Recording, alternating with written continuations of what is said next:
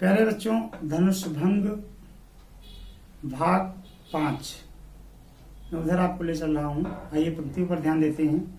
प्रभु ही चितई पुनि चितहु मही, राजत लोचन लोल, खेलत मन से जमीन जुग, जन विधि मंडल डोल। गोस्वामी जी कहते हैं, प्रभु चितई, सीता जी ने प्रभु की ओर देखा, फिर पृथ्वी की ओर देखने लगी। पृथ्वी की ओर देखते हुए उनके नेत्र कैसे सुशोभित हो रहे हैं, ऐसा लग रहा है जैसे खेलत मनसिज, यानी कामदेव, मनसिज में कामदेव, कामदेव की दो मछलियां, मीन मछलियां, जुग दो, कामदेव की दो मछलियां मानो विध चंद्रमंडल रूपी कमंडल में खेल रही हैं। मतलब उनके नेत्र इतने सुशोभित हो रहे हैं, उनको देखकर ऐसा लग रहा है जैसे कामदेव की दो मछलियां चंद्रमंडल रूपी डोल में खेल रही हैं। ऐसे सुंदर उनके नेत्र हैं। अब आगे कहते हैं गोस्वामी जी कि गिरा आलिन मुख पंकज रोकी, प्रगट न लाज निसायवलोकी, लोचल जल रहु लोचन कोना, जैसे परम कृपर कर सोना। तुलसीदास जी कहते हैं, गिरा अलिन मुख पंकज रोकी, प्रगट न लाज निसावलोकी। लाज रूपी रात्रि को देख करके, लाज रूपी रात्रि को देख करके उनके मुख रूपी कमल ने वाणी रूपी भ्रमरी को रोक रखा था। यानी उनके मुख से कोई आवाज या कोई वाणी नहीं निकल रही थी। लोचन जल रह लोचन कोना, सीता जी के नेत्रों में जो आंसू आ रहे हैं, वो इस प्रकार से उन आंसुओं को सीता जी ने अपनी आंखों में छुपा लिया, जैसे कोई परम कृपन कर सोना, जैसे कोई महाकंजूस होता है, उस महाकंजूस का सोना घर के कोने में दबा ही रह जाता है, उसको खर्च कभी नहीं कर पाता, निकाल नहीं पाता। उसी प्रकार से सीता जी ने अपने आंखों में आए हुए आंसुओं को अपने आंखों के कोनों में दबा लिया। सकुची व्याकुलता बढ़ जानी, धर धीरज प्रतीत आनी। बच्चों, सकुची व्याकुलता बढ़ जानी, धर धीरज प्रतीत आनी। सीता जी अपने मन में बढ़ी हुई व्याकुलता को जान करके हृदय में धैर्य धारण करते हुए विश्वास ले आई। सीता जी को लग गया कि मैं व्याकुल हुई जा रही हूँ। जब सीता जी ने अपनी व्याकुलता को देखा कि बढ़ रही है, तो उन्हें संकोच हो गया और सकुचा गई, और धैर्य धीरज प्रतीत आनी, हृदय में उन्होंने धैर्य धारण करते हुए प्रतीत विश्वास ले आई। और क्या सोचने लगी कि तन मन वचन मोर पनु साचा, रघुपति पद सरोज ऋतु राचा। तन मन वचन, तन से, मन से और वचन से यदि मेरा प्रण सच्चा है तो, और वास्तव में यदि प्रभु श्री राम के कमल चरणों में मेरा वास्तव में चित्त राचा अगर हृदय लगा हुआ है, तो क्या होगा? तो भगवान सकल उर्वासी, करहि मोहि रघुबर कै दासी। यदि तन मन वचन से मेरा प्रण सच्चा है और वास्तव में मेरा मन, मेरा हृदय प्रभु श्री राम के कमलवत चरणों में लगा हुआ है, तो क्या होगा? तो भगवान सकल उर्वासी, करहि मोहि रघुबर कै दासी।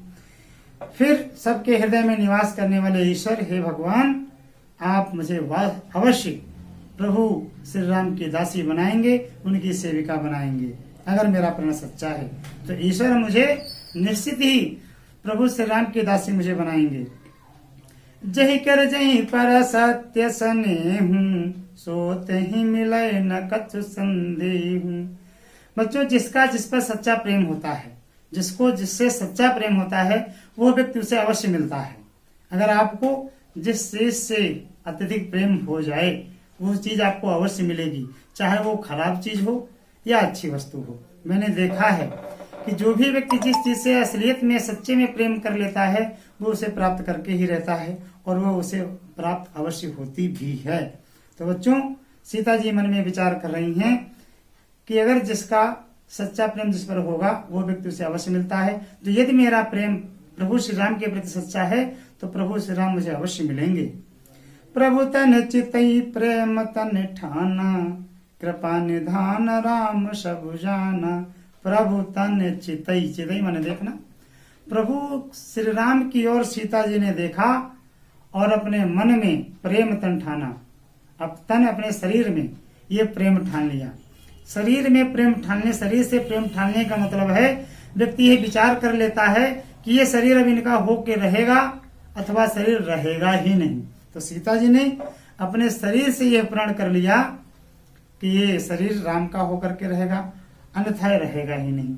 और कृपा निधान राम सब जाना, कृपा के सागर प्रभु श्री राम अंतर्यामी थे। सीता के मन की बात को अच्छी प्रकार से वो भली भांति समझ गए, जान गए कि सीता जी हमसे इतना अधिक प्रेम करती हैं। तो सीता जी को और विश्वास दिलाने के लिए उन्होंने क्या किया कि सिंह बिलोक ताक्यो धनु कैसे, सिंह बिलोक ताक्यो धनु कैसे, चितो गरुर लखु ब्याल ही जैसे।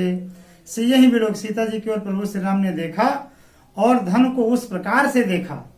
सीता जी को देख करके प्रभु श्री राम ने धनुष को उस प्रकार से देखा जैसे गरुड़ जी जो है छोटे सांप की ओर देखते हैं। लखन लख्यो रघुवंश मणि, ताक्यो हरु को दंड, पुलक के गाते बोले वचन, चरण चाप ब्रह्मांड। जब लक्ष्मण ने यह देखा कि रघुवंश मणि, रघुवंश के मणि प्रभु श्री राम ने ताक्यो हर को दंड, हर माने शिव जी, शिव धनुष को ताक्यो देखा है। ये किसने देखा? जब लक्ष्मण जी ने यह देखा कि प्रभु श्री राम जो रघुकुल के मणि हैं, रघुकुल वंश के मणि हैं, उन्होंने शिव धनुष की ओर ताका है, देखा है, तो पुलक के गाते बोले वचन। तो शरीर उनका पुलकित हो गया, शरीर से प्रसन्नचित हो गया लक्ष्मण जी और यह वचन बोलने लगे, चरण चाप ब्रह्मांड, अपने चरणों से ब्रह्मांड को दबाते हुए यह वचन बोले। कौन से? मैं आगे आपको वचन बता रहा हूं कि जब लक्ष्मण ने यह देखा कि प्रभु श्री राम ने धनुष की ओर ताका है तो ब्रह्मांड को अपने पैरों से दबाते हुए यह वचन बोले। कौन से वचन बोले? दिस कुंजर हूं कमठ यही कोला, धरो धरन धर धीर न डोला, राम चाहि शंकर धनु तोरा, हो सजग सुनिया यशु मोरा। क्या बोलते हैं लक्ष्मण जी कि दिस कुंजर हो, दिशा रूपी दिग्गजों, कमठ हे कच्छप महाराज, आई हे शेषनाग, कोला हे वराह। माना जाता है कि दिशा रूपी हाथियों ने इस पृथ्वी को रोक रखा है। ये भी माना जाता है कि कछुए, कमठ कछुआ, कछुए की पीठ पर पृथ्वी टिकी हुई है। आई ये भी माना जाता है कि शेष नाग के फन पर पृथ्वी टिकी हुई है। और ये कोला, ये भी माना कि वराह जी के दांतों पर पृथ्वी टिकी हुई है।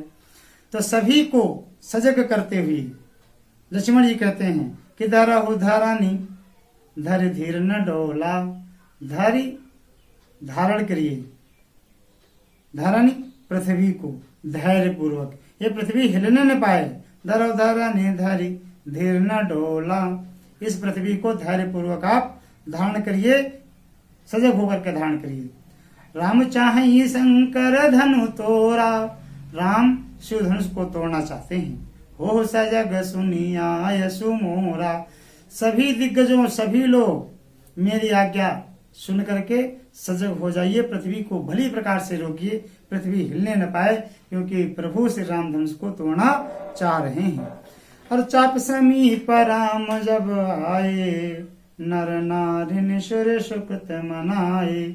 चाप समीप राम जब आए, जब चाप माने धनुष, धनुष के समीप जब प्रभु श्री राम पहुंचे तो जितने भी वहां पर नर थे, नारियां थीं, शुर, सभी नर नारी, सुर सभी अपने देवताओं को मनाते हैं, सुरत अपने पुण्यों को याद करते हैं।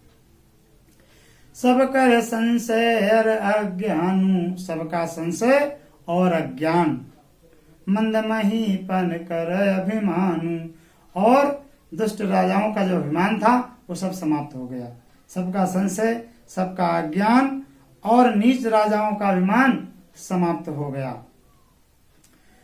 भृगुपति केरि गर्भ गरुआई, सुर मुन वरहि केरि कदराई। भृगुपति यानी परशुराम जी के गर्भ की गुरुता, गर्भ गरुआई गर्भ की गुरुता, बड़े गर्वीले थे, बड़े घमंडी थे परशुराम जी। और परशुराम जी ही उस धनुष को लाए थे। अगर वो धनुष टूटा था तो परशुराम जी को क्यों खड़ा था, क्यों तकलीफ हुई थी? इसलिए कि परशुराम जी को वो शिव धनुष प्राप्त हुआ था और परशुराम जी ने जनक जी के यहाँ धनुष रखा था, तो देख रेख तो करते ही थे। हालांकि जनक जी कर रहे थे, फिर भी उसकी देख रेख में, उसकी सुरक्षा में परशुराम जी थे। तो परशुराम केरी गर्भ गरुआई, परशुराम जी के गर्भ की जो गुरुता थी, और सुर मुन वरहि केरी कदराई, सुर देवताओं और मुनियों का जो भय था वो सब क्या हुआ, आगे मैं बताता हूं।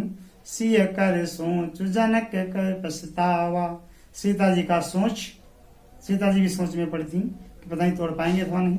सीता जी का सोच, जनक का पछतावा, रानी ने कर दारुण दुख दावा, और रानियों का कठिन दुख, सबका सब।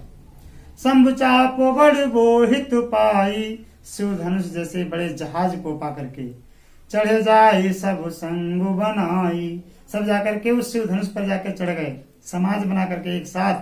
कौन कौन सी चीजें? परशुराम जी का गर्भ, देवताओं और मुनियों जी का जो भय था वो, सीता जी की सोच और जनक का पछतावा, रानियों का जो भय था, उनकी जो सोच थी, दुख था, वो सारा का सारा, सारी चीजें शिव धनुष को पा करके, शिव धनुष जैसे जहाज को पा करके सब जाकर के संग बना करके उस पर चढ़ बैठे।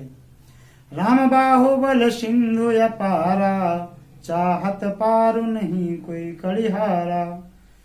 राम बाहुबल सिंधु अपारु, राम की भुजाओं रूपी जो अपार समुद्र था, राम की भुजाओं का जो बल रूपी अपार समुद्र था, उस अपार समुद्र को सभी पार करना चाहते थे। उस जहाज को, शिव धनुष को पा करके चढ़ गए जाकर के, और राम रूपी, राम के भुजाओं रूपी जो बल था, राम की भुजाओं में जो बल था, उस बल रूपी समुद्र को सभी पार करना चाहते थे, लेकिन कोई केवट नहीं मिल रहा था। सभी समुद्र, अपार समुद्र के पार, बल रूपी अपार समुद्र के पार जाना चाहते थे, और परंतु जो कोई केवट नहीं मिल रहा था। ये बच्चों था आपका छठा भाग, पांचवा और छठा भाग धनुष भंग का। ध्यान से पढ़ें और समझें। यदि कहीं पर आपको कोई समस्या हो रही है तो आप बताएंगे। दोहा चौपाई छंद इसमें प्रबंध शैली है, अवधि भाषा का प्रयोग किया गया है। अनुप्रास अलंकार और रूपक अलंकार आपको प्राप्त हो जाता है इसमें। भाषा तो अवधि ही है। तो यदि कोई समस्या है तो आप हमें व्हाट्सएप पर या फिर यूट्यूब पर या फेसबुक पर आप हमें जो है कमेंट करके बता सकते हैं। मैं आपकी समस्याओं का समाधान अवश्य करूंगा। बच्चों, तब तक मैं आप सभी को नमस्कार करता हूं। अगली वीडियो में मैं आपको मिलूंगा।